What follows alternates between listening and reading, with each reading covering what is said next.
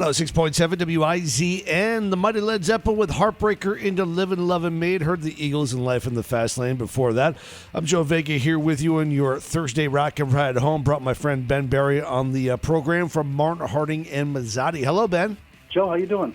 I'm doing good. So I've got a question for you. I was on WCAX, and they had a story about how it was about composting and about how with Vermont's universal recycling law going into effect this summer, that means that more people will be composting food waste from home. And I read that sentence and I said, wait a minute, Vermont's universal recycling law going into effect this summer? What is that? So I'm bringing you, Ben Berry from Martin, Harding, and Mazzotti, onto the program to explain to me what is Vermont's new universal recycling law. Well, thank you for having me on. I thought of recycling, Ben, and I immediately thought of you.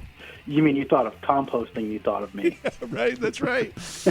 Well, thank you for the question. I'm not an expert on this particular law, but what I can tell you actually is that Act 148 has been around for quite some time, and there's actually just a new phase of this coming into existence in 2020, July, I believe. It requires a lot of things of trash haulers, but it also puts a burden on residents as well to start to compost their biodegradable food scraps and things of that nature. So I personally love this law. I think it's a great thing. I think Vermont is ahead of the curve, right? And I think it's an opportunity for people to kind of give back to the earth. I am a composter myself. I enjoy it. It's certainly useful for me in my backyard garden. Right. And I really do agree with the enactment of this type of recycling. I think it's going to be beneficial, and I would venture to say that other states will catch on to this kind of protocol. But yes, it is true that in July, people will be required to have a heightened standard as far as what you can throw in your garbage can.